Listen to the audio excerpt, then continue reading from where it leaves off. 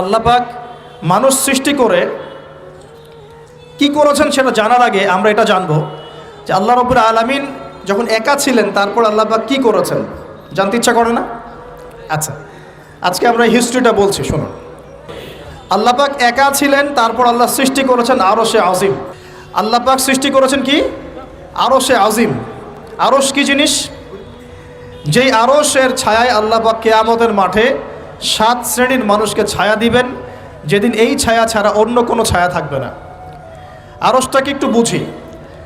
একটা হাদিসের মধ্যে নবী সাল্লাল্লাহু আলাইহি ওয়াসাল্লাম বলেছেন, নবীর নাম শুনলেই দরুদ পড়বেন, বলবেন সাল্লাল্লাহু আলাইহি ওয়াসাল্লাম। নবীজি বলছেন, দেখো এই পৃথিবী থেকে প্রথম মহাবিশ্বের দূরত্ব হচ্ছে 500 বছরের পথ। কত বছর? 500 বছর। এভাবে দ্বিতীয় মহাকাশ থেকে তৃতীয় মহাকাশ দূরত্ব 500 বছরের পথ। এইভাবে প্রত্যেক আসমানের মধ্যে দূরত্ব হচ্ছে কত বছরের পথ? 500।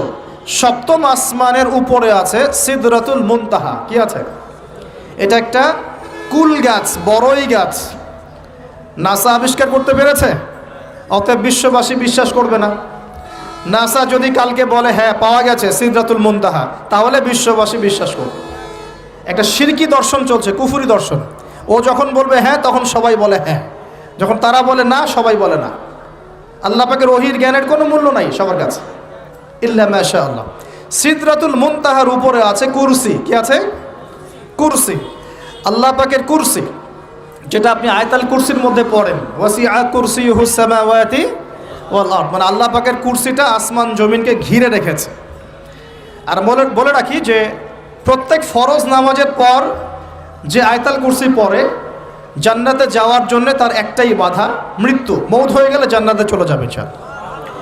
একটা হাদিস আসছে, রাত্রেবেলা ঘুমানোর সময় কেউ যদি আয়াতুল কুরসি পড়ে, সারা রাত আল্লাহর পক্ষ থেকে একজন ফেরেশতা তাকে পাহারা দিবে ইনশাআল্লাহ। এই ফেরেশতা তো দেখা যায় না, দেখা যায়? তো কয়দিন পর যদি বলে যে যা দেখা যায় না তা বিশ্বাস করা যাবে না, আসলে কিন্তু এপিস্টেমোলজি তাদের এটাই, যা দেখে না তা বিশ্বাস করে না। পশ্চিমারা কি ফেরেশতায় বিশ্বাস করে? কেন করে না? এটা তো একটা প্রশ্ন, উত্তরটা আমি বলছি আপনাদেরকে। কারণ তাদের জ্ঞান তত্ত্ব হচ্ছে যা চোখে দেখি না, যা পরীক্ষা নিরীক্ষা পর্যবেক্ষণে আসে না, তার কোনো অস্তিত্ব নাই। এটা ওদের ফিলোসফি অফ এডুকেশন, শিক্ষা দর্শন। এটাকে আমরা ফিলোসফির ভাষায় বলি এপিস্টেমোলজি বা জ্ঞান তত্ত্ব। জ্ঞান তত্ত্ব টিচার যারা আছেন তারা বুঝবেন, তাদের জ্ঞান তত্ত্ব এমন। আর আমাদের জ্ঞান তত্ত্ব উল্টা, টোটালি ডিফারেন্ট। আমরা কি বলি? আমরা বলি ওয়াকুলিল হাক্কু মির রাব্বিকুম, সত্য আল্লাহর পক্ষ থেকে আসে। আমরা বলি যে অদৃশ্যে বিশ্বাস না করা পর্যন্ত কেউ মুমিনই হতে পারবে না। ইমানের কয় পিলার? ইমানের কয় পিলার? 6 পিলার। আমানতু বিল্লাহি, আল্লাহর প্রতি বিশ্বাস করলাম, ওয়া মালাইকাতিহি, তার ফেরেশতাগণের প্রতি, ওয়া কুতুবিহি, আল্লাহ পাকের আসমানি কিতাব সমূহের প্রতি, ওয়া রুসুলিহি, আল্লাহ পাকের রাসূলগণের প্রতি, ওয়াল ইয়াউমিল আখির, পরকালের প্রতি, ওয়াল কদরি খায়রিহি ওয়া শাররি, তাকদীর বা ভাগ্যের ভালো মন্দের প্রতি। এই 6টার একটাও কি চোখে দেখা যায়? আল্লাহকে দেখেছেন? ফেরেশতা দেখেছেন? আমাদের নবীকেও কি দেখেছেন? শুধু কোরআনটা আপনি চোখের সামনে দেখছেন, আর কিচ্ছু আপনি দেখছেন না। পরকাল দেখেছেন? তাকদীর ভাগ্য দেখেছেন? কিচ্ছু দেখি নাই। এই 6টা পিলারে বিশ্বাস না করতে পারলে কেউ মুমিন হতে পারবে না। পারবে? আলিফ লাম মিম যালিকাল কিতাবু লা রাইবা ফি হুদাল লিল মুত্তাকিন। কারা মুত্তাকি? আল্লাযীনা ইউমিনুনা বিল গায়বি। এই যে 6টা গায়েবে যারা বিশ্বাস করে, এরা হলো মুমিন, মুত্তাকি। তাহলে আমাদের জ্ঞানের ভিত্তিটা কি? আমরা অদৃশ্যে বিশ্বাস করি।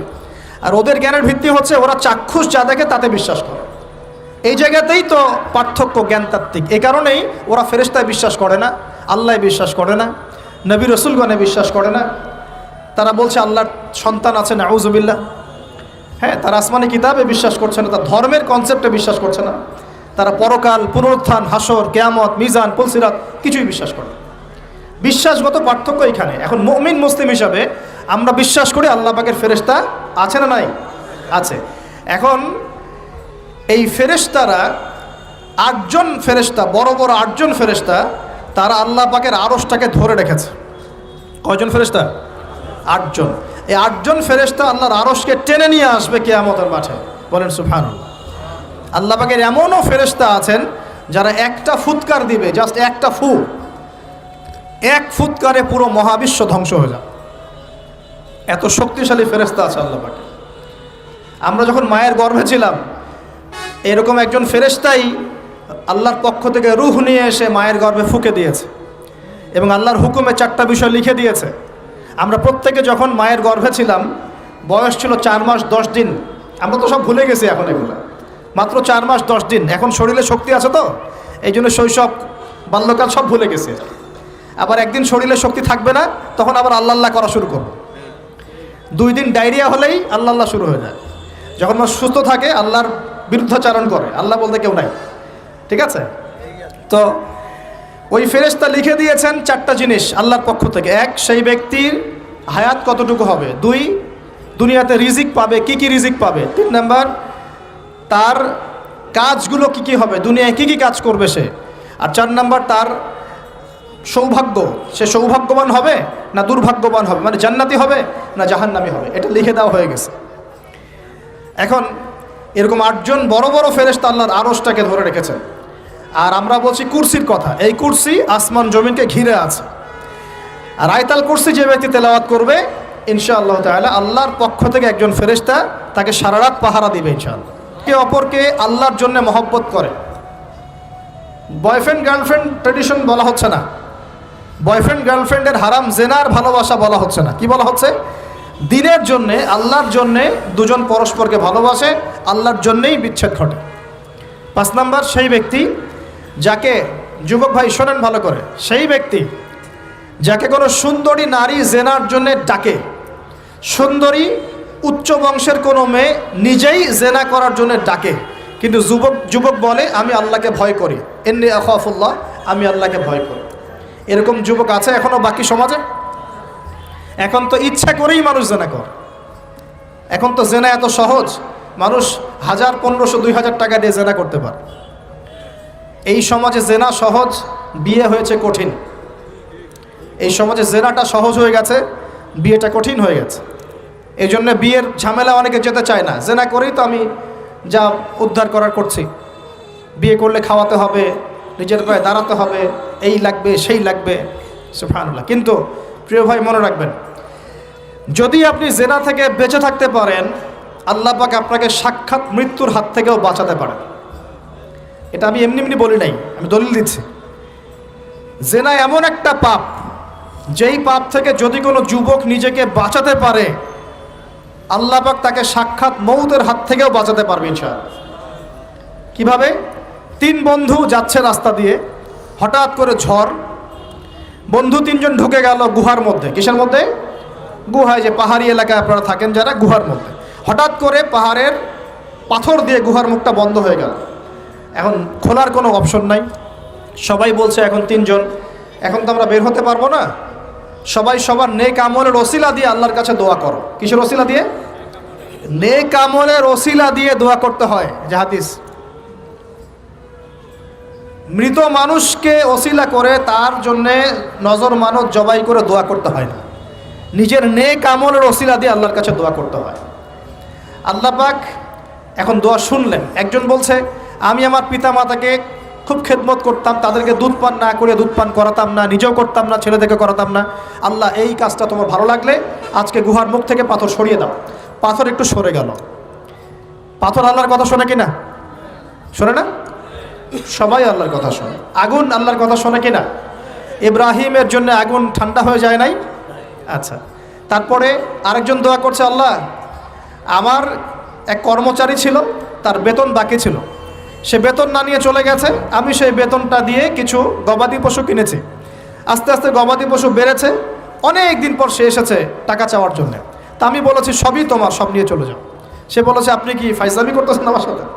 আমার টাকা আমাকে দেন। বলছে না, তোমার টাকা দিয়ে আমি এটা কিনেছিলাম, আজকে বংশবৃদ্ধি হয়েছে, সব তোমার, নিয়ে যাও। সে নিয়ে গেল। সে বলছে আল্লাহ এই কাজ যদি তোমার সন্তুষ্টির জন্য করে থাকি, আজকে আমাকে বাঁচাও। পাথর একটু সরে গেল। এবার তৃতীয় ব্যক্তি, এই ছেলে বলছে, যুবক ছেলে, আল্লাহ আমার একজন চাচাতো বোন ছিল। কে ছিল? এই যে বয়ফ্রেন্ড গার্লফ্রেন্ড, খালাতো বোন, চাচাতো বোন, এখন তো বিচ্ছিরি অবস্থা। এখন এমন একটা অবস্থা, পশ্চিমা সভ্যতার রিপোর্টগুলো পড়ে দেখি, ভাইও বোনের সাথে জেনা করে। ওদের ওখানে নিজের আপন পিতার দ্বারাও মেয়ে সেক্সুয়াল হ্যারাসমেন্টের শিকার হয়। ওরা আমাদেরকে শেখায় এখন ভালো কোনটা মন্দ কোনটা, আর আমরাও আমাদের মাথাটা কবে যে বিক্রি করে দিলাম, ওদের কাছ থেকে ভালো মন্দ শিখতে হচ্ছে। কোরআন সুন্নাহ বাদ দিয়ে ওদের কাছ থেকে ভালো মন্দ শিখতে হচ্ছে।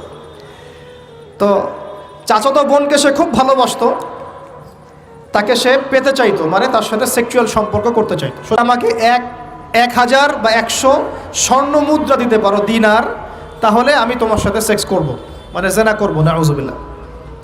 তো সেই ছেলে অনেক কষ্ট করে এই টাকাগুলো বা এই দিনারগুলো অর্জন করে, কামাই করে, দিনরাত পরিশ্রম করে, ঠিক আপনারা যেমন করছেন আর কি।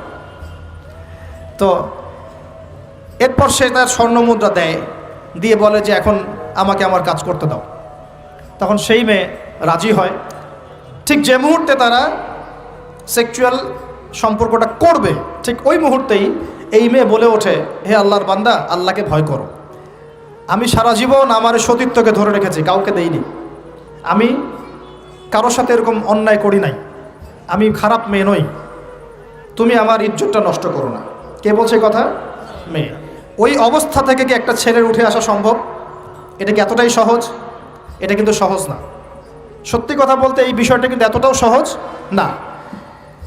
যারা অবিবাহিত তারা হয়তো বুঝতে পারবে না, বিবাহিতরা বুঝতে পারছে। তো ওই অবস্থা থেকে সেই টাকাগুলো না নিয়ে সেই স্বর্ণমুদ্রা মেয়েকে দিয়ে ওখান থেকে সেই ছেলে উঠে আসে আল্লাহর ভয়ে। সে এখন গুহার মধ্যে আটকা পড়েছে, আল্লাহকে বলছে, আল্লাহ ওই দিন ওই কাজ যদি তোমার সন্তুষ্টির জন্য করে থাকি, আজকে আমাকে মৃত্যুর হাত থেকে বাঁচাও। সমস্ত পাথর ধপধপ করে সরে গেল গুহার মুখ থেকে। এটা কিন্তু কোনো গাল গল্প না, এটা বনু ইসরাইলের ঘটনা, সত্য ঘটনা। এই হাদিস থেকে আমি আপনাকে দলিল দিচ্ছি যে যদি জেনার মতো পাপ থেকে আমি সরে আসতে পারি, সাক্ষাৎ মৌত থেকে আল্লাহ বাঁচাতে পারে। প্রিয় ভাই, সেই যুবক আরো সে ছায়া ছায়া পাবে যে তার যৌবনকালটাকে আল্লাহর পথে কাটিয়েছে, এবং যাকে কোনো সুন্দরী মেয়ে জেনার জন্য আহ্বান করে, সে বলে আমি আল্লাহকে ভয় করি। আমরা তওবা করি, আমরা কোনো প্রকার জেনার পাপে যাব না ইনশাআল্লাহ। যদি হারাম কোনো সম্পর্ক থেকে থাকে, আজকেই এই নাম্বার ডিলিট করে ফেলতে হবে। আল্লাহ পাক তৌফিক দান করুন।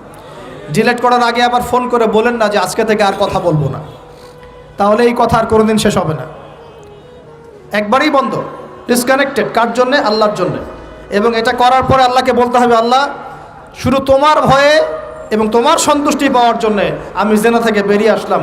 আল্লাহ তুমি আমাকে হেদায়েত দাও, ঈমান দাও, আমল দাও, এবং তোমার রাস্তায় আমাকে বেহিসাব রিজিক দাও, এবং নেককার কুমারী, নেককার প্রেমময়ী, তাকওয়াবান, মুত্তাকি একজন স্ত্রী আল্লাহ তুমি আমাকে দান করো। ইনশাআল্লাহ আল্লাহ পাক আপনাকে দান করো। আল্লাহ পাক দান করো। আল্লাহ পাকের জমিন প্রশস্ত, আল্লাহর হাত প্রশস্ত। আল্লাহর হাতকে সংকীর্ণ মনে করবেন না, আল্লাহর জমিনকে সংকীর্ণ মনে করবেন না। আল্লাহ পাক যাকে ইচ্ছা বেহিসাব রিজিক দিতে পারে ইনশাআল্লাহ।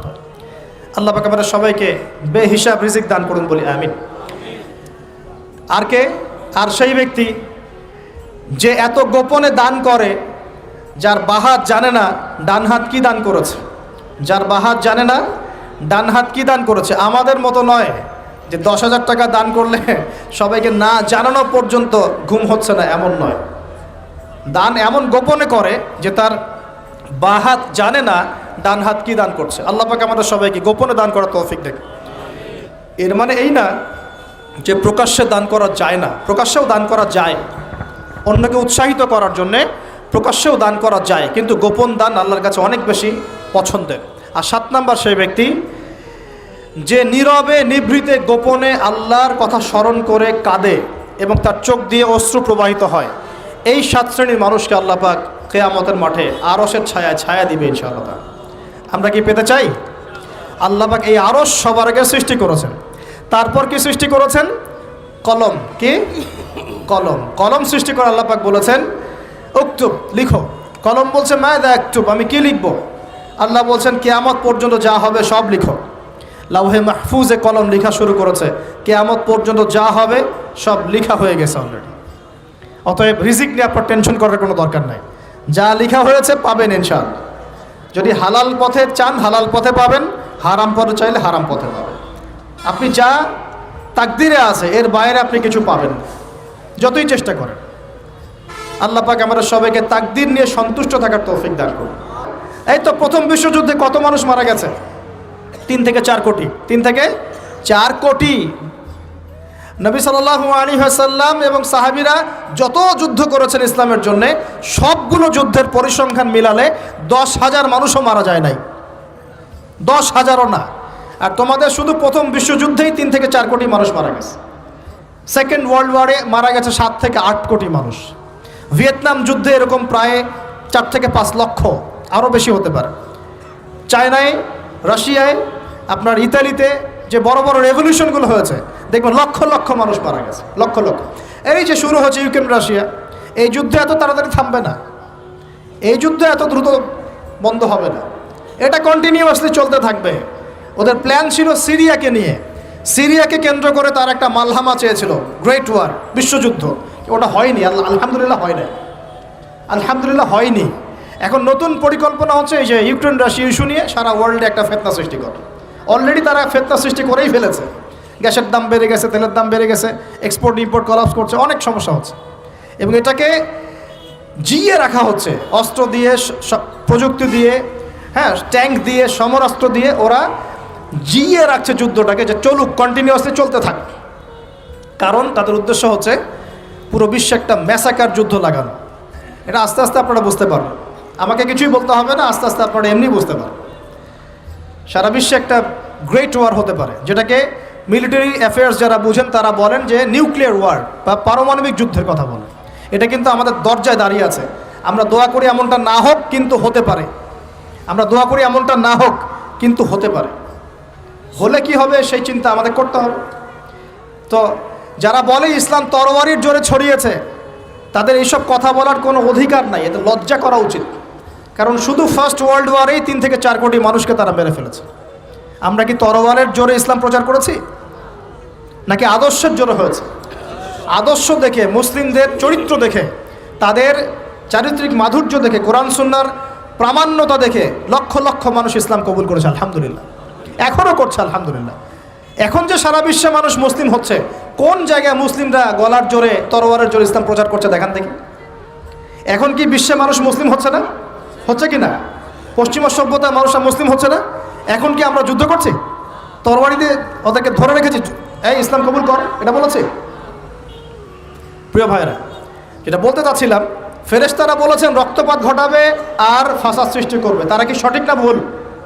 ফেরেশতারা সঠিক না ভুল? সঠিক। তারা কি গায়েব জানতেন? উত্তর না।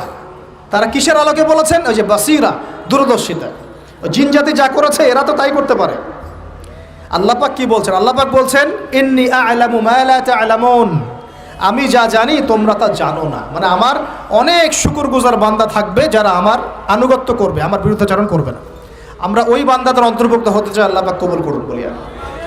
এটা বলে রাখি যে জান্নাতের 120টা কাতার হবে। কয় কাতার? 120 কাতার। এর মধ্যে 80টা কাতার হবে উম্মতে মুহাম্মাদের মধ্য থেকে, আলহামদুলিল্লাহ। এবার আল্লাহ পাক আদম আলাইহিস সালামকে সৃষ্টি করলেন নিজ হাতে। সূরা সাদের মধ্যে আল্লাহ পাক বলেছেন খলাকতু বিয়াদাই, আমি নিজ হাতে ওকে সৃষ্টি করেছি। আল্লাহর হাত কেমন সেটা ব্যাখ্যা করার দরকার নাই, এগুলো নিয়ে চিন্তা করতে যাবেন না। আল্লাহ পাকের মতোই, কারোর সাথে সাদৃশ্যপূর্ণ নন। আল্লাহ পাক এবার আদম আলাইহিস সালামকে সৃষ্টি করে নাম শিক্ষা দিলেন। ওয়াল্লামা আদামাল আসমাআ কুল্লাহা, এই মহাবিশ্বের যত জ্ঞান আল্লাহ পাক আদম আলাইহিস সালামকে শিক্ষা দিলেন। বলেন সুবহানাল্লাহ। এখান থেকে দলিল পেলাম আমাদের পিতা বানর থেকে হয় নাই, আমাদের পিতাকে আল্লাহ পাক সৃষ্টি করেছে।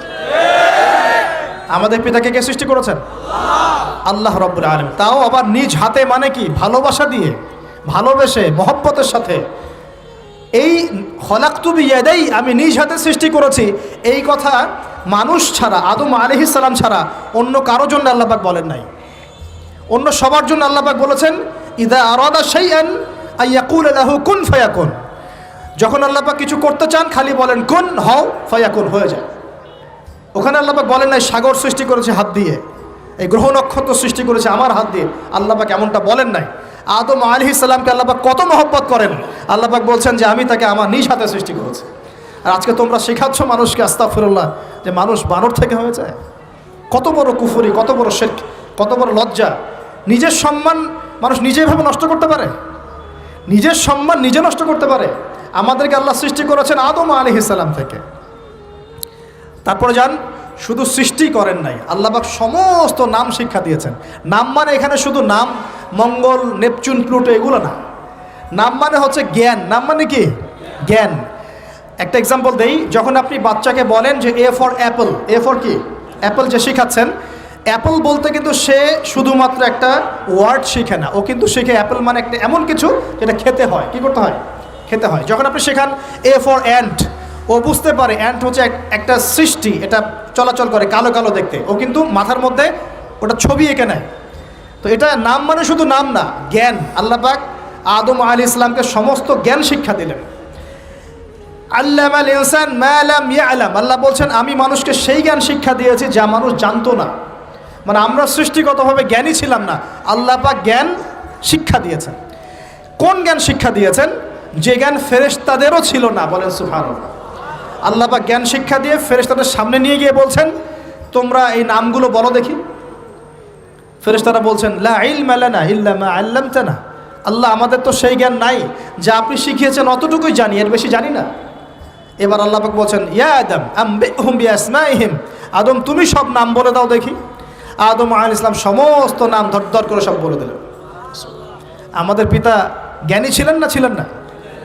আল্লাহ পাক নিজে তাকে জ্ঞান শিক্ষা দিয়েছে। আর আমরা বলছি মানুষ আস্তাগফিরুল্লাহ অন্য প্রাণী থেকে আসছে। সুবহানাল্লাহ, কত অদূরদর্শী মানুষেরা, কত সুদূর প্রসারী একটা কুফরি মতবাদ। এবার আল্লাহ পাক আদম আলাইহিস সালামকে বলছেন তুমি নাম বলে দাও, তিনি সব নাম বলে দিলেন। এবার গিয়ে আল্লাহ পাক ফেরেশতাদেরকে বলছেন এবার তোমরা একটা কাজ করো, ইয কুলনা লিল মালাইকাতি ইসজুদু লি আদম, তখন আল্লাহ পাক বলছেন যে আমি ফেরেশতাদেরকে বললাম তোমরা সবাই এখন আদমকে সিজদা করো। বলেন সুবহানাল্লাহ। কত সম্মান আমাদের পিতার। মহাবিশ্বে ফেরেশতাদের সামনে আল্লাহ পাক তাকে সিজদা করালেন ফেরেশতাদেরকে দিয়ে। ফাসাজাদু, সবাই সিজদা করলো, ইল্লা ইবলিস। কে সিজদা করলো না? ইবলিস। এখানে একটা বিষয় মনে রাখেন, আমাদের পিতাকে কিসের কারণে সম্মানিত করা হয়েছে? শারীরিক গঠন, চেহারার সৌন্দর্য, টাকা পয়সা, রিজিক, কোনটার কারণে? এইটাই মনে রাখবেন। মুসলিম উম্মাহ যদি আজকে সারা বিশ্বের নেতৃত্ব দিতে চায়, সবাইকে জ্ঞানী হতে হবে, জ্ঞানের বিপ্লব ঘটাতে হবে। বলেন সুবহানাল্লাহ, বলেন আমিন। এই জ্ঞানের বিপ্লব ঘটাতে পারলে ইনশাআল্লাহ মুসলিম উম্মাহ আবার সেই জায়গায় যাবে যেখান থেকে আমরা এসেছি। জ্ঞান ছাড়া আমরা কিচ্ছু করতে পারবো না। আর এই জ্ঞান মানে শুধু একমুখী শিক্ষা নয়, জেনারেল শিক্ষা, ইসলামিক শিক্ষা, এই দুইটাকে হারমোনিয়াসলি কম্বাইন্ড করতে হবে, করে এমন জ্ঞান অর্জন করতে হবে যেই জ্ঞান দিয়ে বিশ্বকে আমরা চ্যালেঞ্জ করতে পারি। এটাই এই বিশ্বের সবচেয়ে বড় চ্যালেঞ্জ এখন, মুসলিমদের সবচেয়ে বড় চ্যালেঞ্জ এখন এটাই, ইসলামিক শিক্ষা এবং জেনারেল শিক্ষাকে একত্রিত করে এমন প্রজন্ম তৈরি করা যে প্রজন্ম আগামী দিনে উম্মাকে নেতৃত্ব দেবে ইনশাআল্লাহ। এই একটা কাজ যদি কেউ করে যেতে পারে, আল্লাহ পাক তৌফিক দেখ, আমরা দোয়া করি আল্লাহ পাক এমন নেতা আমাদের উপরে নিয়ে আসুক যারা এরকম প্রজেক্ট লঞ্চ করতে পারে। বলেন আমিন। দোয়া করতে কোনো সমস্যা? অথবা যদি কেউ হাল না ধরে, আল্লাহ পাক যেন এমন কিছু মানুষ তৈরি করে দেন যারা এই জ্ঞানতাত্ত্বিক বিপ্লব নিয়ে কাজ করবে ইনশাআল্লাহ। এটা সবচেয়ে ইম্পর্টেন্ট কাজ এখন, না হলে আজকে থেকে 20-30 বছর পরে এই প্রজন্মকে আপনি আর খুঁজে পাবেন না। দেখবেন এমন প্রজন্ম চলে আসছে যারা বলবে আল্লাহর সাথে আমাদের কোনো সম্পর্ক নাই, নামাজ পড়বে না, রোজা রাখবে না, যাকাত দিবে না, আল্লাহকে চিনবে না। দেখে নিয়েন, আমরা দোয়া করি এমনটা না হোক, কিন্তু যদি আমরা হাল ছেড়ে দিই এখন এমনটাই হবে সামনে। এটা খিদিরের দৃষ্টিভঙ্গি দিয়ে আপনাদেরকে বললাম, জ্ঞানতাত্ত্বিক রেভলিউশন দরকার। যদি কেউ কোনো উদ্যোগ না গ্রহণ করে, অ্যাটলিস্ট বাসায় পারিবারিকভাবে হলেও আপনাকে শেখাতে হবে সন্তানকে, কোনো অপশন নাই। এবার ফাসাজাদু, সবাই সেজদা করেছে, ইল্লা ইবলিস, ইবলিস করে নাই। কেন করছে না? ইবলিসের সমস্যাটা কি? ইবলিসকে আল্লাহ পাক জিজ্ঞাসা করছেন, মা মানাআকা আল্লা তাসজুদা ইযা আমারতুক, আমি তোমাকে আদেশ করলাম আদমকে সেজদা করতে, কে তোমাকে নিষেধ করলো সেজদা করতে? ইবলিস বলছে, বেশি চালাক, বেশি বোঝে যারা, অতিরিক্ত বুদ্ধিজীবী। ইবলিস ছিল বেশি বুদ্ধিজীবী। ইবলিস ছিল কি? অতিরিক্ত মাত্রার বুদ্ধিজীবী। আচ্ছা না আমাদের সমাজে এরকম কিছু মানুষ? ও বলছে খলাকতানি মিন নার, আমাকে সৃষ্টি করেছেন আগুন দিয়ে, আগুন তো সুপিরিয়র মাটির চাইতে। ও খলাকতাহু মিন তিন, আর আপনি এই আদমকে সৃষ্টি করেছেন মাটি থেকে, কাদা মাটি দিয়ে, আমি কেন আদমকে সেজদা করতে যাব? যুক্তি, অতি যুক্তিবাদী, অতি বুদ্ধি। আল্লাহ পাক বলছেন ফাখরুজ মিনহা ফাইন্নাকা রাজিম, এখান থেকে বের হয়ে যাও, তুমি অভিশপ্ত। ফাইন্না আলাইকা লা'নাতা ইলা ইয়াউমিদ্দিন, আমার আদেশ লঙ্ঘন করার কারণে কিয়ামত পর্যন্ত তোমার উপর লানত, অভিশাপ বর্ষিত। আল্লাহ পাক তাড়িয়ে দিলেন, একদম থ্রোন অ্যাওয়ে। আমরা বলি না আউযু বিল্লাহি মিনাশ শাইতানির রাজিম, রাজিম শব্দের মানে হচ্ছে বিতাড়িত, থ্রোন অ্যাওয়ে, কার্সড, যাকে অভিশাপ করা হয়েছে। এবার ভালো করে শোনেন প্রিয় ভাইরা, ইবলিসের এই স্টেটমেন্টগুলো শোনেন। এবার ইবলিস বলছে রব্বি আনজিরনি ইলা ইয়াউমি ইউবআসুন। এই স্টেটমেন্টটা ভালো করে শোনেন। ইবলিস বলছে রব্বি, হে আমার রব। ইবলিস বলছে রব্বি, হে আমার রব। ইবলিস বলছে রব্বি, হে আমার রব, আমাকে অবকাশ দিন, আনজিরনি, আমাকে অবকাশ দিন, ইলা ইয়াউমি ইউবআসুন, কিয়ামত দিবস পর্যন্ত। ইবলিস আল্লাহকে বিশ্বাস করে কি করে না? ইবলিস আস্তিক না নাস্তিক বলেন? ইবলিস বলছে রব্বি। রব্বি মানে কি? হে আমার রব। রব্বি মানে রব না, রব্বি মানে আমার রব। রব্বুন মানে রব, রব্বুহু তার রব, রব্বুহুম তাদের রব, রব্বুকা মানে তোমার রব, রব্বুকুম মানে তোমাদের রব, রব্বি মানে কি? আমার রব, রব্বুনা আমাদের রব। এটা গ্রামার, বুঝতে পারছেন? ইবলিস বলছে রব্বি মানে কি? হে আমার রব, আনজিরনি, আমাকে অবকাশ দিন, ইলা ইয়াউমি ইউবআসুন, কিয়ামত দিবস পর্যন্ত। ইবলিস আস্তিক না নাস্তিক? তাহলে এখন বলেন তো, আমরা যারা দুনিয়াতে আল্লাহকে অস্বীকার করছি তারা ইবলিসের চেয়ে বড় না ছোট? দলিল দিলাম তো, নাকি এমনি এমনি বললাম? আচ্ছা, আল্লাহ পাক বলছেন যাও, ফাইন্নাকা মিনাল মুনজারিন, তোমাকে অবকাশ দেয়া হলো। কারণ কিয়ামত পর্যন্ত সময় আল্লাহর কাছে খুব বেশি কিছু না, এক দিনেরও কম, অল্প সময়, একটা সকাল একটা সন্ধ্যার মতো। ঠিক আছে, দিলাম, যাও। এবার ইবলিস চ্যালেঞ্জ করছে। এই চ্যালেঞ্জটা আমাদের সবাইকে মনে রাখতে হবে, সারা জীবন ইবলিসের এই স্টেটমেন্টটা মনে রাখতে হবে। সেটা কি? ইবলিস বলছে ফাবিমা আগওয়াইতানি, সূরা আরাফ পড়ে দেখবেন। ইবলিস বলছে ফাবিমা আগওয়াইতানি, আপনি যে আদমের কারণে আমাকে আজকে বের করে দিলেন জান্নাত থেকে, লাআকউদান্না লাহুম সিরাতাকাল মুস্তাকিম, আমি সেই আদমের সরল পথে ওত পেতে বসে থাকবো, চুপটি ঘাপটি মেরে বসে থাকবো, ঘাপটি মেরে ওর জন্য বসে থাকবো। আর সুম্মা লাতিয়ান্না মিন বাইনি আইদিহিম, আমি অবশ্যই তার সামন থেকে আসবো। সুম্মা লাতিয়ান্নাহুম মিন বাইনি আইদিহিম, আমি আদম সন্তানদের সামন থেকে আসবো, সামন থেকে মানে সরাসরি ওয়াসওয়াসা দিব। ওয়া মিন খালফিহিম, পেছন থেকে আসবো মানে পিছন থেকে ওয়াসওয়াসা দিব। ওয়া আন আইমানিহিম, ডান দিক থেকে ওয়াসওয়াসা দিব। ওয়া আন শামাইলিহিম, বাম দিক থেকে আসবো। ওয়ালা তাজিদু আকসারাহুম শাকিরিন, আপনি বেশিরভাগ আদম সন্তানকে শুকরগুজার পাবেন না। ইবলিস ঠিক বলেছে না ভুল বলেছে? বেশিরভাগ মানুষ নামাজ পড়ে না। বেশিরভাগ মানুষ সুদ খায় কি খায় না? বেশিরভাগ মেয়ে এখন বেপরদায় চলে কি চলে না? বেশিরভাগ মানুষ এখন অন্যায় করে কি করে না? বেশিরভাগ মানুষই আল্লাহ থেকে দূরে চলে। ইবলিস কিন্তু ঠিকই বলেছে, ঠিক বলে নাই? আচ্ছা, আল্লাহ পাক বলছেন ঠিক আছে, যাও, তোমার চ্যালেঞ্জ তোমার জায়গায়। তবে আমার বান্দারা যদি সারা জীবনও অন্যায় করার পরে একবার, যদি খালি একটা বার মন থেকে তাওবাতান নাসুহা মানে প্রকৃত তওবা করে, খালেস তওবা করে, আল্লাহর কাছে ফিরে আসে, বলে আস্তাগফিরুল্লাহ, আল্লাহ আমাকে মাফ করে দাও, রব্বিগফির ওয়ারহাম, আল্লাহ মাফ করো, ক্ষমা করো, আস্তাগফিরুল্লাহাল্লাযী লা ইলাহা ইল্লা হুয়াল হাইয়ুল কাইয়ুম ওয়া আতুবু ইলাইহি, বা আমার কাছে একটা বার যদি মাফ চায়, ক্ষমা চায়, তার সারা জীবনের গুনাহ আমি মাফ করে দেব ইনশাআল্লাহ। আর কি চাই? ওই যে বললাম না, আমাদেরকে ভালোবেসে আল্লাহ সৃষ্টি করেছেন। এবার ইবলিস চলে গেল, আর আদম আলাইহিস সালামের পাজর থেকে আল্লাহ পাক সৃষ্টি করলেন হাওয়া আলাইহিস সালাম। বলে সুবহানাল্লাহ। কারণ সঙ্গিনী ছাড়া আমরা চলতে পারবো না। পারবো? যারা চিরকুমার সঙ্গে নাম লেখাচ্ছ, এগুলো থেকে বের হয়ে আস। এখন চিরকুমার থাকার টেন্ডেন্সি মানুষের, চিরকুমার থাকতে হবে কেন? সঙ্গীর দরকার আছে কি নাই? আছে। একা একা লাগে, মানুষ একা একা চলতে পারে না। ইব্রাহিম আলাইহিস সালাম একা চলে আসছেন, তার সাথে সারা আলাইহিস সালাম ছিলেন। আমাদের নবীজি যখন একা, তার সাথে খাদিজা রাদিয়াল্লাহু আনহা ছিলেন। ঠিক আছে? ঠিক একইভাবে আদম আলাইহিস সালাম একা একা জান্নাতে, আল্লাহ পাক তার পাঁজর থেকে সৃষ্টি করলেন কাকে? হাওয়া আলাইহিস সালাম। বলে রাখি, হাওয়া আলাইহিস সালাম ছিলেন পৃথিবীর সবচেয়ে সুন্দরী নারীদের একজন। দুজন নারীকে সবচেয়ে সুন্দরী বলা হয়। কয়জন? একজন হাওয়া আলাইহিস সালাম, আর একজন ইব্রাহিম আলাইহিস সালামের স্ত্রী সারা আলাইহিস সালাম। মনে থাকবে? এখানে মনে রাখবেন, নিজে যদি পবিত্র থাকেন, নিজের চরিত্রকে পবিত্র রাখেন, ইনশাআল্লাহ আপনি সব দিক থেকে ভালো একজন মেয়ে পাবেন ইনশাআল্লাহ। নিজের চরিত্র ঠিক থাকবে না, জেনা করবেন, 10 ঘাটের পানি খেয়ে আসবেন, দেখবেন যাকে বিয়ে করেছেন ও 15 ঘাটের পানি খেয়ে আসছে। সতর্ক থাকবেন, আল্লাহ পাক হেফাজত করুন, বলি আমিন। এবার তারা দুজন জান্নাতে থাকতে লাগলেন। আল্লাহ পাক বলছেন, একটু মনোযোগ দেন, আল্লাহ বলছেন যে তোমরা দুজন জান্নাতে থাকো। ফাকুলা মিনহা রাগাদান হাইসু শি'তুমা, জান্নাতে যা ইচ্ছা তোমরা খাও, কোনো সমস্যা নেই, থাকো খাও। ওয়ালা তাকরাবা হাদিহি শাজারা, কিন্তু একটা আদেশ করছি তোমাদেরকে, এই যে গাছটা দেখছো এই গাছের কাছেও যাবে না। শব্দগুলো বোঝার চেষ্টা করো। আল্লাহ পাক বলছেন না যে গাছের ফল খাবে না, আল্লাহ পাক বলছেন গাছের কাছেও যাবে না। ঠিক যেমন আল্লাহ বলছেন ওয়ালা তাকরাবু আমওয়ালাল ইয়াতীম, এতিমের মালের কাছেও যাবে না। আল্লাহ বলছেন না এতিমের মাল খেও না। আল্লাহ বলছেন ওয়ালা তাকরাবু জিনা, জেনার কাছেও যেও না। আল্লাহ কিন্তু বলছেন না জেনা করো না। ঠিক একই ভাষায় আল্লাহ পাক বলছেন ওয়ালা তাকরাবা হাদিহি শাজারা, তোমরা দুজন এই গাছের কাছেও যাবে না। That's all. আর কোনো সমস্যা নাই, জান্নাতে থাকো। এবার তারা জান্নাতে থাকতে লাগলেন। থাকতে থাকতে এক পর্যায়ে ইবলিস ওয়াসওয়াসা দেওয়া শুরু করলো। কি ওয়াসওয়াসা দিল যে আমাদের পিতা মাতা সেখানে চলে গেলেন? ভাবার বিষয় তো নাকি? কি এমন বললো ইবলিস যে তা আমাদের পিতা মাতা রিসিভড হয়ে গেলেন? এই কথাটা আছে সূরা তহায়। কোন সূরা?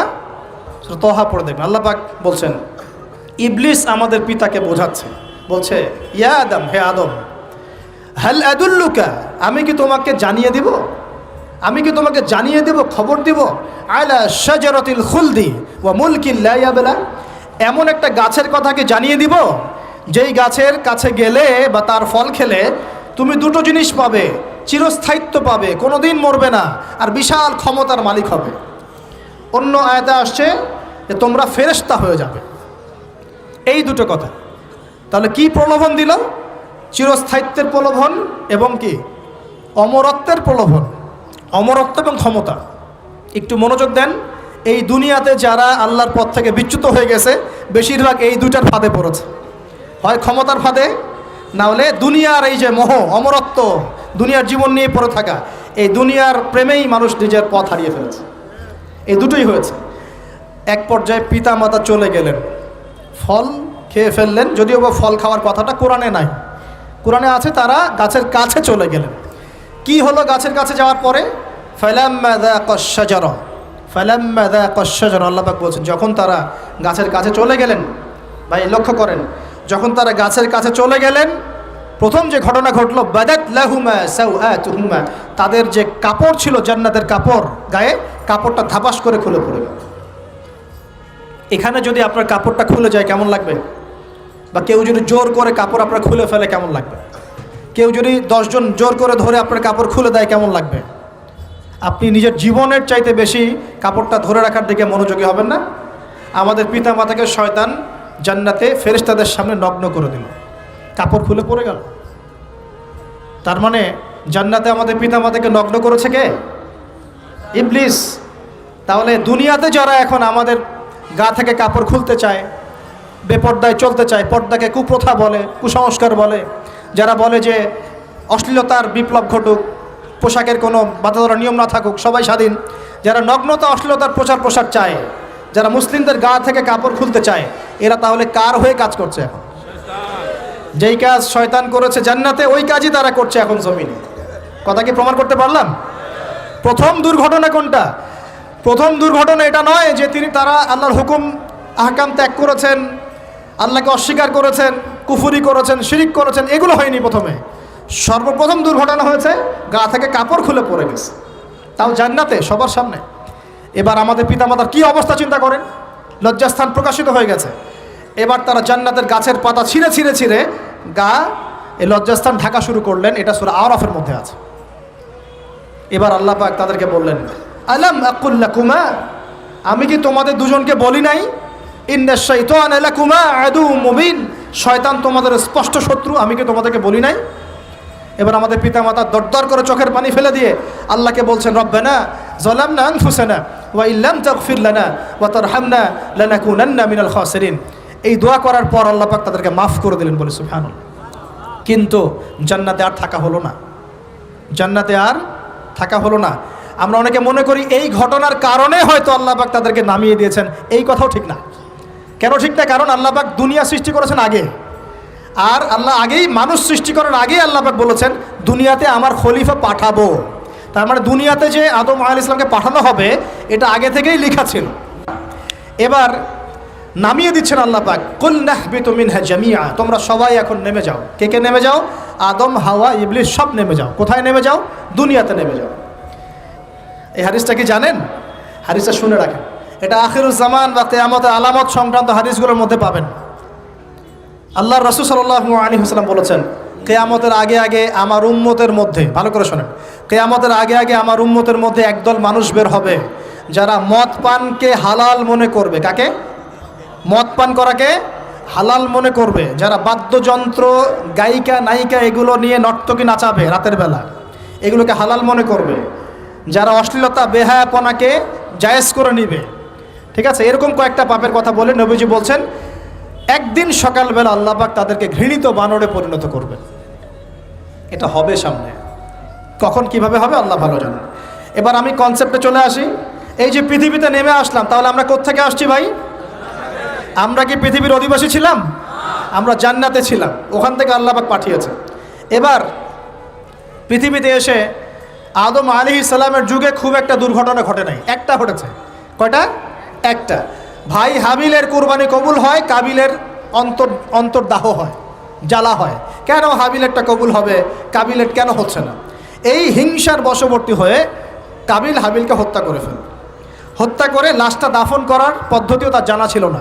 আল্লাহ কাককে পাঠালেন, কাককে দেখে সে শিখল। প্রথম দুর্ঘটনা হচ্ছে হাবিল কাবিলের দুর্ঘটনা।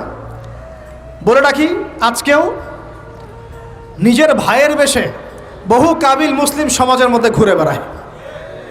নিজের ভাইয়ের লেবাসে, পোশাকে, সুরতেই বহু কাবিল এখনও কিন্তু মুসলিম সমাজে ঘুরে বেড়ায়। তো আমরা কাবিলদেরকে কাবিলের পরিণতি সম্পর্কে সচেতন করতে চাই। হাবিল বলেছিল, তুমি যদি আমাকে মারতে আসো, আমি তোমাকে মারার জন্য হাত বাড়াবো না। হাবিল জান্নাতে যাবে আর কাবিল জাহান্নামে যাবে।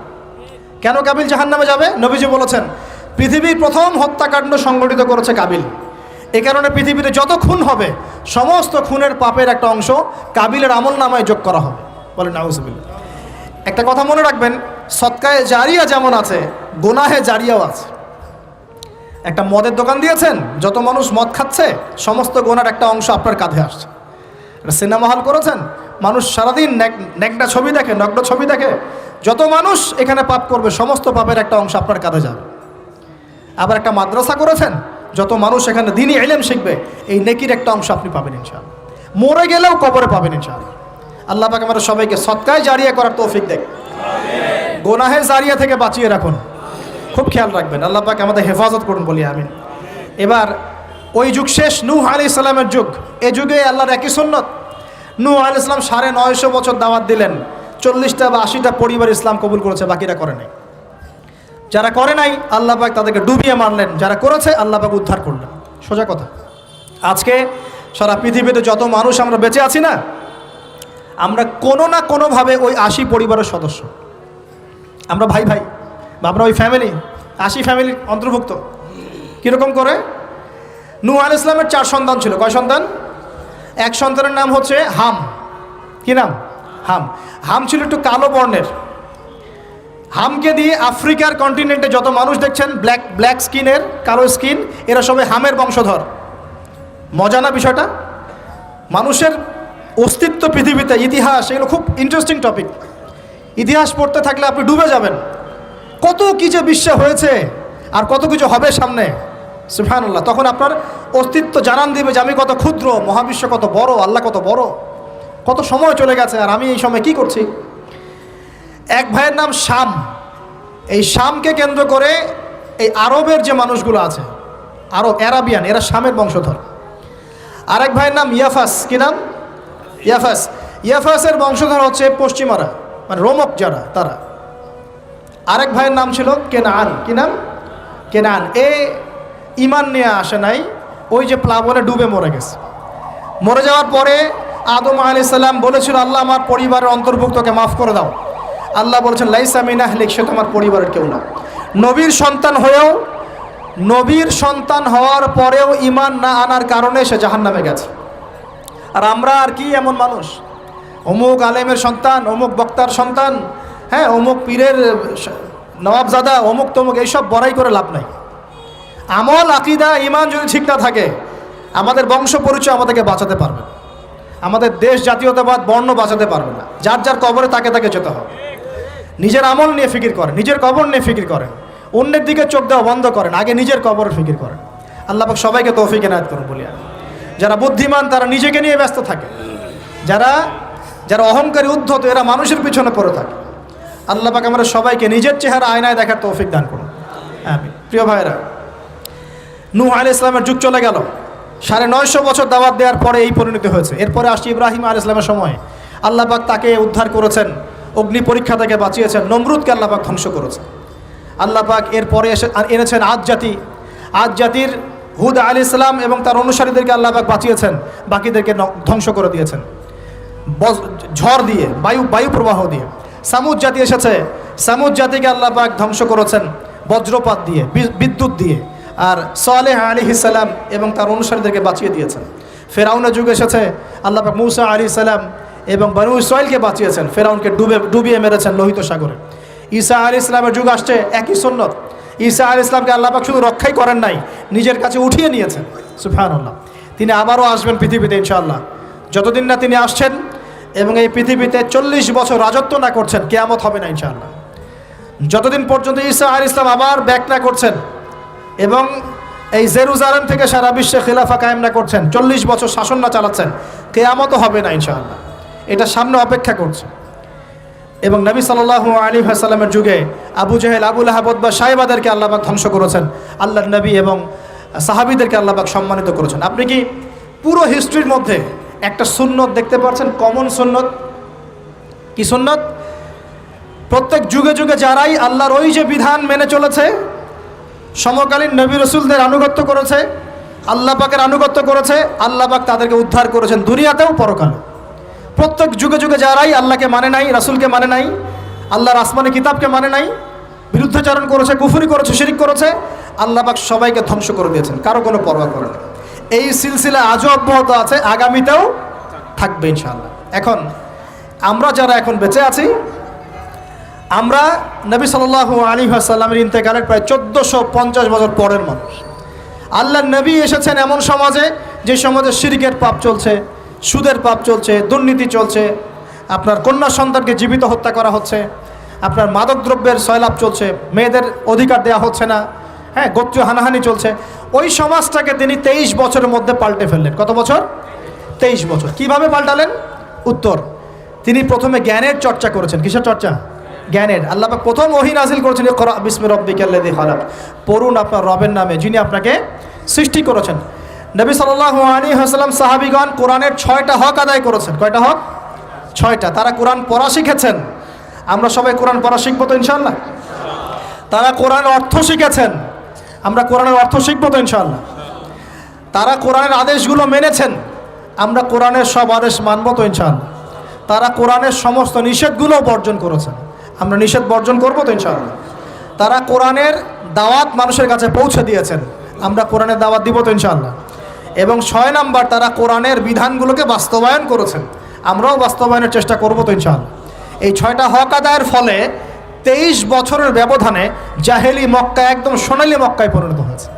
23 বছর পরের মক্কায় আপনি কোনো সুদ পাবেন, কোনো শিরিক পাবেন, কোনো মূর্তি পূজা পাবেন, কোনো মেয়ের অবমাননা পাবেন, কোনো জেনা, কোনো ব্যভিচার, কোনো ধর্ষণ, কিচ্ছু পাবেন? 23 বছর পরের মক্কায় কোনো পাপ পাবেন না। কিভাবে সমাজ পরিবর্তন হলো? এই কোরআনের হক আদায়ের মধ্য দিয়ে হয়েছে, নবীর সুন্নাত প্রতিষ্ঠার মধ্য দিয়ে হয়েছে। এরপর কি থেমে গিয়েছিল? উত্তর, না। এরপর আবু বকর সিদ্দিকের যুগ এসেছে, প্রায় 2 থেকে আড়াই বছর তিনি শাসন কার্য চালিয়েছেন। ওই যুগে কি মানুষ আবার খারাপ হয়ে গিয়েছিল? উত্তর, না। বরং ইসলাম আরও বেগবান হয়েছে আলহামদুলিল্লাহ। এরপর এসেছে উমর রাদিয়াল্লাহু আনহুর যুগ। কত বছর? প্রায় 10 বছর। কত বছর? 10 বছর। এই 10 বছরে কি মুসলিমরা আবার খারাপ হয়ে গিয়েছিল? উমর রাদিয়াল্লাহু আনহুর কোর্টের মধ্যে কি প্রতিদিন কেস আসতো? সারা বছরে একটা কেসও আসতো না। মানুষ এত ভালো ছিল, সারা বছরে একটা কেসও আসতো না। বরং যারা রাষ্ট্রীয় পর্যায়ে দায়িত্বশীল ছিল তারা এসে বলতো যে আমাদের ভাতাগুলো বন্ধ করে দেন, বসে বসে বেতন নিব কেন, কোনো তো কেসই আসে না, বসে থাকবো কেন। এরকম সমাজ ছিল। একজন ব্যক্তি খুঁজে পাওয়া যেত না যে নামাজ পড়ে না, একজন মুসলিম পাওয়া যেত না যে যাকাত দেয় না সামর্থ্য থাকলে, এমন মুসলিম খুঁজে পাওয়া যেত না যে কোরআন পড়তে জানে না, হাদিসের চর্চা করে না, যে দাওয়াতি কাজ করে না, যে আল্লাহর পথে দাওয়াত এবং জিহাদে আত্মনিয়োগ করে না, এমন মুসলিমই খুঁজে পাওয়া যেত না। এরপরে আসলো উসমান রাদিয়াল্লাহু আনহুর যুগ। ওই যুগে ফিতনা শেষের দিকে সৃষ্টি হওয়া শুরু হলো। কোন বিষয়কে কেন্দ্র করে? কোরআন সংকলনকে কেন্দ্র করে ফিতনা সৃষ্টি হলো। আতাতায়ীদের বিদ্রোহীদের হাতে উসমান রাদিয়াল্লাহু আনহুকে নির্মমভাবে শাহাদাত বরণ করতে হয়েছে। তিনি প্রায় 12 বছর শাসন কার্য চালিয়েছেন। ইসলাম আরও এগিয়ে গেছে। এরপর এসেছে আলী রাদিয়াল্লাহু আনহুর যুগ। আলী রাদিয়াল্লাহু আনহুর খেলাফতে ওই উসমান রাদিয়াল্লাহু আনহুর ঘটনাকে কেন্দ্র করে, হত্যাকাণ্ডকে কেন্দ্র করে মুয়াবিয়া রাদিয়াল্লাহু আনহু এবং আলী রাদিয়াল্লাহু আনহুর মাঝখানে একটা ব্যাটল, একটা যুদ্ধ হয়ে গেছে। এর নাম হলো সিফফিনের যুদ্ধ। কিসের যুদ্ধ? সিফফিন। যাই হোক, এক পর্যায়ে আলী রাদিয়াল্লাহু আনহুকে এরকম বিদ্রোহীদের হাতে, খারেজিদের হাতে শহীদ হতে হয়। বলেন ইন্না লিল্লাহ ওয়া ইন্না ইলাইহি রাজিউন। তারপরে হাসান রাদিয়াল্লাহু আনহু অল্প কয়েকদিন শাসন কার্য চালান। তারপর উম্মার ঐক্যের খাতিরে তিনি তার শাসন কার্যের ভারটাকে মুয়াবিয়া রাদিয়াল্লাহু আনহুর হাতে সোপর্দ করে দেন, যা ছেড়ে দিলাম। মুয়াবিয়া রাদিয়াল্লাহু আনহুর সময় থেকে উমাইয়াদের শাসন শুরু হয়। উমাইয়ারা শাসন করেছে প্রায় 132 হিজরি পর্যন্ত। কত হিজরি? 132 হিজরি পর্যন্ত, প্রায় 92 ইয়ার্স, 90-92 বছর তারা শাসন করেছে। এ সময় ইসলাম আরও এগিয়ে গেছে, পিছিয়ে যায় নাই। ফিতনা এসেছে, দমন করা হয়েছে। মুসলিমরা বীর দর্পে বিশ্বের বুকে শাসন কার্য চালিয়েছে। এরপর এসেছে আব্বাসীয়দের খেলাফত। জাব নদীর যুদ্ধে উমাইয়াদের পরাজয়ের পরে আব্বাসীয়রা ক্ষমতায় আসে। তারাও ইসলামকে এগিয়ে নেওয়ার চেষ্টা করছিল, ইসলাম এগিয়ে যাচ্ছিল, জ্ঞান বিজ্ঞানের প্রসার হচ্ছিল। আলহামদুলিল্লাহ, ইসলাম পিছিয়ে যায় নাই, মুসলিমরা পিছিয়ে যায় নাই। সারা বিশ্বে দাপটের সাথে আমরা চলেছি। তারপর আস্তে আস্তে ওই আব্বাসীয়দের পতন শুরু হলো। কাদের হাতে? এই তাতারিদের হাতে, মঙ্গোলিয়ানদের হাতে। মাত্র 40 দিনের ব্যবধানে পুরো বাগদাদের মধ্যে প্রায় 20 থেকে 25 লক্ষ মানুষকে হত্যা করা হয়েছে। বাইতুল হিকমা ধ্বংস করে দেওয়া হয়েছে, লাইব্রেরি ধ্বংস করে দেওয়া হয়েছে, বইপত্রকে নদীতে ফেলে দেওয়া হয়েছে। তারা ছিল উগ্র জাতি। মঙ্গোলিয়ানদের নাম শোনেন নাই? হালাকু খান নাম শুনেছেন? চেঙ্গিস খান, হালাকু খান নাম শোনেন নাই? ওদের হাতে মুসলিমদের ব্যাপক দমন পীড়ন সহ্য করতে হয়েছে। এভাবে যুগে যুগে তারপর ক্রুসেডাররা আসছে। ক্রুসেড, 1টা 2টা 3টা ক্রুসেড হচ্ছে। আস্তে আস্তে উসমানীয়দের রাইজিং হয়েছে, ফাতেমি খেলাফত এসেছে, মামলুকদের শাসন এসেছে। এদিকে মোগলরা শাসন করেছে, কর্ডোভার দিকে আব্দুর রহমান তারা শাসন করেছে। মানে এক কথায় সারা বিশ্বে মুসলিম শাসন ছিল।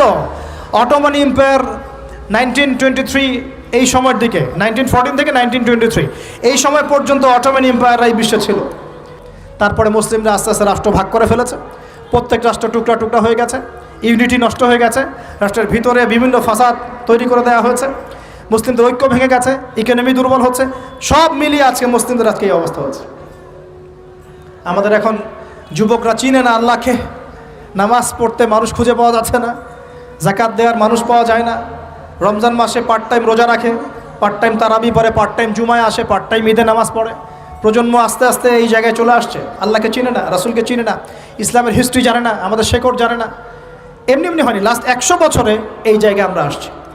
লাস্ট 100 বছরের হিস্ট্রি ভালো করে পড়ে দেখবেন, বলার সময় নাই এখানে। লাস্ট 100 বছরের হিস্ট্রি পড়ে দেখবেন, যে জায়গায় আমরা ছিলাম সেখান থেকে একদম তলানিতে নেমে চলে আসছি। এখন প্রশ্ন হচ্ছে, এই অবস্থায় কি চিরস্থায়ী থাকবো, নাকি এখান থেকে আমরা সামনে যাব? সামনে যে এমনি এমনি যাওয়া হবে না এটা নিশ্চিত। সামনে যাওয়ার জন্য কিছু কাজ এবং ক্রাইটেরিয়া মেনটেন করতে হবে। আমরা জানি এরপরে আসবে ইমামুল মাহদির শাসন, তারপরে আসবে নবী ঈসা আলাইহিস সালামের শাসন, তারপরে দাজ্জালকে মেরে ফেলা হবে। আর দাজ্জালকে মেরে ফেলার আগে দাজ্জাল তার অনুসারীদেরকে নিয়ে বিশ্ব শাসন করবে 40 বছর। 40 বছর না, 40 দিন। 40 দিন। প্রথম দিন হবে 1 বছরের সমান, দ্বিতীয় দিন হচ্ছে 1 মাস, তৃতীয় দিন 1 সপ্তাহের সমান। তারপরে দিনগুলো আমাদের দিনের মতোই। এরপর ঈসা আলাইহিস সালামের আগমনের মধ্য দিয়ে তার ধ্বংস হবে। এরপর ইয়াজুজ আর মাজুজ বের হবে। ইয়াজুজ আর মাজুজ খুব হিংস্র হবে, তাদেরকে হত্যা করার ক্ষমতা মুসলিমদের থাকবে না। মুসলিমরা তুর পাহাড়ে আশ্রয় নেবে। আল্লাহ পাকের গজবে তাদের ঘাড়ের মধ্যে একটা ভাইরাস জন্ম নেবে, এতে তারা মারা যাবে। বড় বড় নখরওয়ালা প্রাণী আল্লাহ পাঠাবেন, পাখি, এরা এসে এদেরকে উঠিয়ে উঠিয়ে কোনো জায়গায় ফেলে দিবে, মহাবিশ্বের কোনো এক জায়গায় এনে ফেলে দিবে। তারপর আল্লাহ পাক বৃষ্টি বর্ষণ করবেন, প্রচুর বৃষ্টি বর্ষিত হবে এবং বিশ্বের এই জমিনটা উর্বর হবে। তখন একটা ডালিম দেখেছেন? একটা ডালিম একটা পরিবার খাবে। একটা ডালিমের খোসার মধ্যে একটা পরিবার আশ্রয় নিতে পারবে। এত বড় বড় ফসল হবে। 40 বছর ঈসা আলাইহিস সালাম এই বিশ্বকে শাসন করবেন ন্যায়ের ভিত্তিতে, আদালতের ভিত্তিতে। ঘাটে মহিষে 1 ঘাটে পানি খাবে, বাঘে মহিষে 1 ঘাটে পানি খাবে, কেউ কারো উপর জুলুম করবে না। এরপর তার বিয়ে শাদী হবে, সন্তান হবে এবং তার ইন্তেকালও হবে স্বাভাবিকভাবে, এবং তাকে দাফন করা হবে নবী মুহাম্মদ সাল্লাল্লাহু আলাইহি ওয়াসাল্লামের কবরের পাশে। রওজার পাশে। এরপরে মানুষ আবার খারাপ হওয়া শুরু করবে, এতটা খারাপ হবে যে মানুষ রাস্তার মোড়ে মোড়ে জেনা ব্যভিচারে লিপ্ত হবে, কুকুর শেয়ালের মতো। এই অবস্থায় পশ্চিম দিক থেকে সূর্য উঠবে এবং ব্যবসায়ী ব্যবসা করতে বসেছে, কাপড় খুলেছে, এই কাপড় গুটিয়ে নেওয়ার আগে কিয়ামত হয়ে যাবে।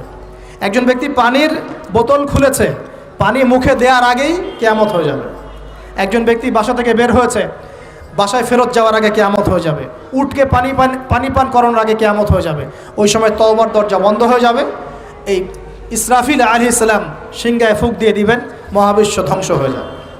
আল্লাহ পাক দ্বিতীয় ফুৎকারের মধ্য দিয়ে আবার সবাইকে উঠাবেন এবং এই দুনিয়ার জীবনে আমরা যে কাজগুলো করেছি এর হিসাব আমাদেরকে দিতে হবে। সেদিন যদি আমরা আল্লাহর কাছে প্রত্যেকটা কাজের হিসাব দিতে পারি, কোরআন সুন্নাহর উপর থাকতে পারি, আল্লাহর বিধিবিধান মেনে চলতে পারি, এই কারাগারের জীবনে আল্লাহর বিধান মেনে চলতে পারি, ইনশাআল্লাহ যেই জান্নাত থেকে আসছি আবার সেখানে ফিরে যাবো ইনশাআল্লাহ।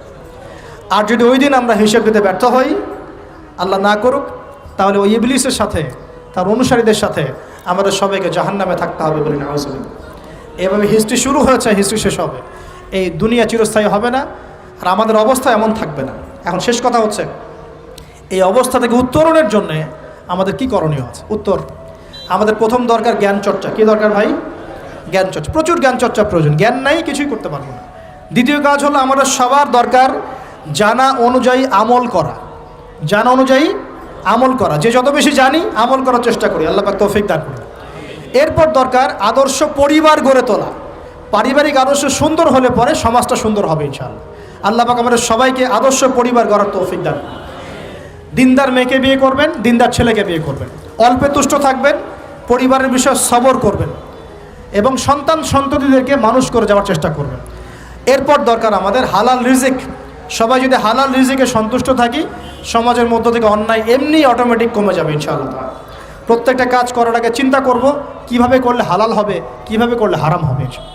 এরপর দরকার নবী সাল্লাল্লাহু আলাইহি ওয়াসাল্লামের সুন্নাহ মাফিক জীবন গড়া। 24 ঘন্টার দিন রাতে যে কাজগুলো আছে, এই কাজগুলোকে নবীর সুন্নত অনুযায়ী করার চেষ্টা করব। আল্লাহ পাক তৌফিক দান করুন বলি আমি।